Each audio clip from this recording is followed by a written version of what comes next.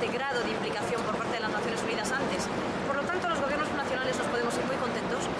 Gobiernos como el País Vasco, que durante muchos años han formado parte de redes internacionales como Energy4SD, pueden realmente recoger la medalla de un trabajo de muchísimos años,